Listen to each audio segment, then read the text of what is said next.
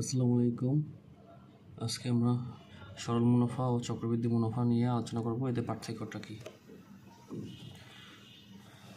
তো এই জন্য আমরা আসল ধরে নিই, একটা আসল 100 টাকা ধরে নিই এবং হার কত অনুপাতে মূলধন বা মুনাফা হচ্ছে, মুনাফা কত হারে হচ্ছে এটা ধরে নিই 10%। এটা প্রশ্ন দেওয়া থাকবে, উল্লেখ করা থাকবে কত পার্সেন্ট হারে বা আসল টাকা কত, এগুলো উল্লেখ করা থাকবে। আমরা এগুলো ধরে নিচ্ছি, শুধু এগুলো উল্লেখ করা থাকবে। তো সরল মুনাফার ক্ষেত্রে তাহলে প্রথম বছর কী আসবে, এটা বাৎসরিক হার, এটা মাসিক হার দেওয়া থাকে, অনেক সময় বাৎসরিক হারটাই বেশি দেওয়া থাকে। এটা বাৎসরিক হার যদি হয় এটা, তাহলে সরল মুনাফার ক্ষেত্রে প্রথম বছর মুনাফা হবে, প্রথম বছর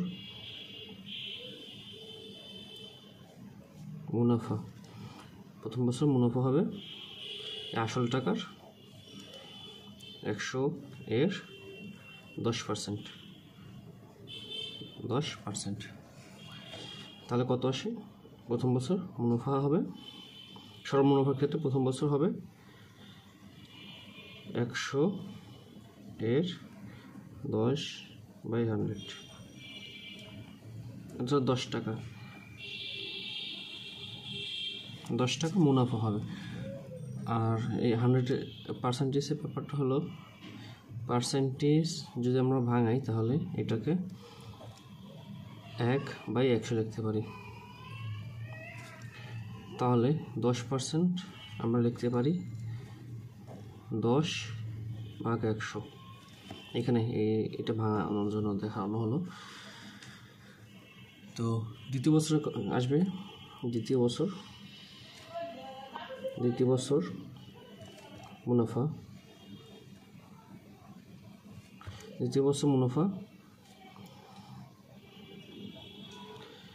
আসবে। তো এই 10 টাকা আমাদের কিন্তু শুধু মুনাফা বা সুদ বলতে পারি। তাহলে আসলের সাথে যদি 10 যোগ করি 110 আসে। এই 100 টাকা হলো আসল এবং 10 টাকা হলো মুনাফা। এই 110 টাকা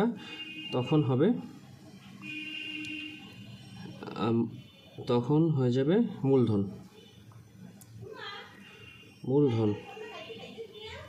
তো মূলধন বলতে বোঝানো হয় মূলধন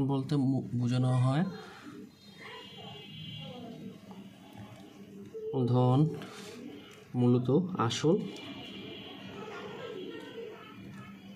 এবং মুনাফা বা সুদ।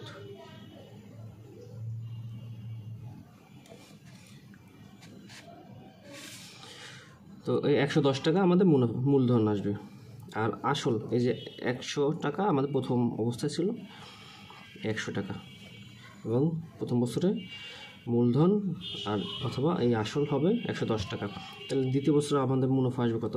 দ্বিতীয় বছরই এই সেম প্রসেসে সরল মুনাফার ক্ষেত্রে মেইন আমাদের প্রারম্ভিক যে দেওয়া থাকবে, প্রারম্ভিক আসলটা যেটা থাকবে এইটার উপর ডিপেন্ড করেই আমাদের মুনাফা আসবে। তাহলে 100 এর মুনাফা আমাদের অলরেডি বের হয়েছে 10 টাকা, এটা নতুন করে বের করার দরকার নেই। তাহলে প্রারম্ভিক এই 1 বছরের মূলধনের সাথে আবার এই 10 টাকা যোগ হবে। তাহলে দ্বিতীয় বছর মূলধন কত হবে? মূলধন হবে 120 টাকা।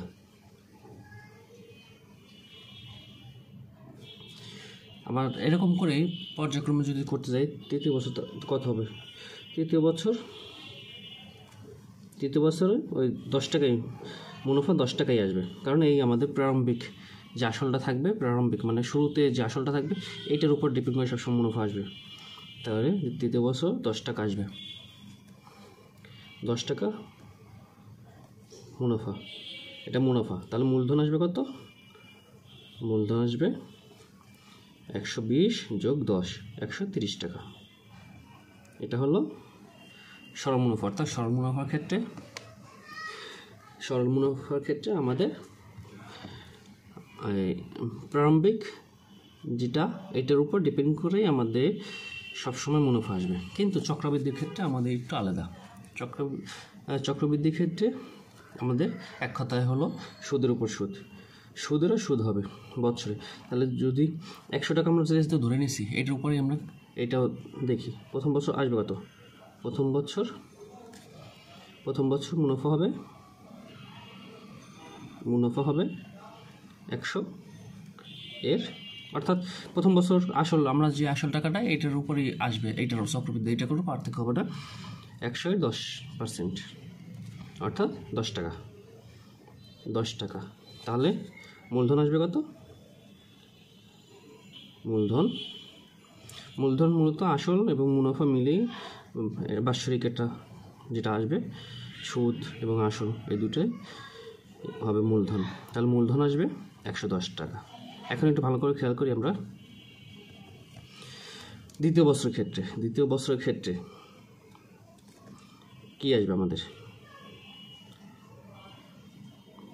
100 না, চক্রবৃদ্ধির ক্ষেত্রে আমাদের এখন ওই প্রারম্ভিক যে 100 ছিল আমরা যে ধরে নিয়েছিলাম আসল টাকা, এটার উপর আসবে না। এটা হবে এই যে আমাদের 1 বছর পরে যে মুনাফা আসছে, সুদ আসল মিলিয়ে যে মূলধন আসছে, এইটার উপর হবে। তাহলে 110 এর 10% মানে 10/100, তাহলে কত আসে? 11 টাকা। আমাদের এখানে কিন্তু বের হয়েছিল 10 টাকা, কিন্তু দ্বিতীয় বছরে এখানে আসবে 11 টাকা চক্রবৃদ্ধির ক্ষেত্রে। তার মূলধন আসে কত? মূলধন আসে 121 টাকা, এটা দ্বিতীয় বছরের জন্য। এবং তৃতীয় বছরের জন্য আমরা যদি করি, তৃতীয়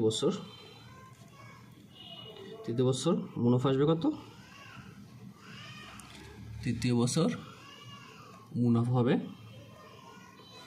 এই 121। চক্রবৃদ্ধির ক্ষেত্রে এই 100 প্রথমবারই হবে, ওটার উপর হবে না।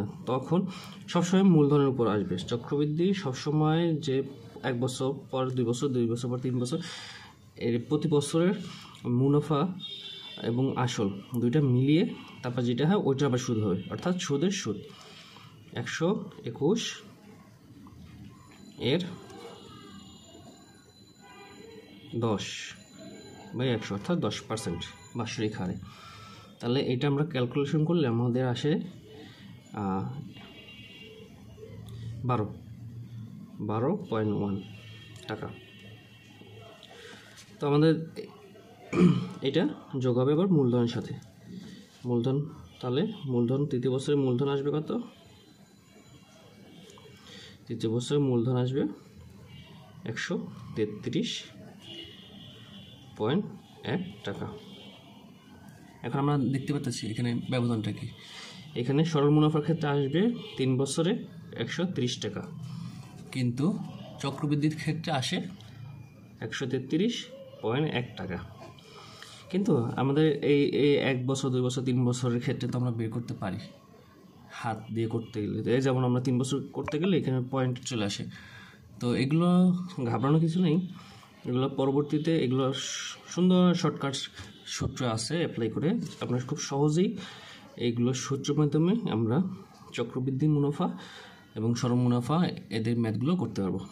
তো এটা বোঝানোর জন্যই যে আমরা শুধু এটা পার্থক্যটা আজকে ব্যাখ্যা করলাম। ধন্যবাদ। যদি ভালো লাগে সাবস্ক্রাইব করবেন এবং আপনাদের কমেন্টের মাধ্যমে জানাবেন আপনারা কী ধরনের সমাধান চান বা কী ধরনের ম্যাথ সলভ করবো আমরা। ধন্যবাদ।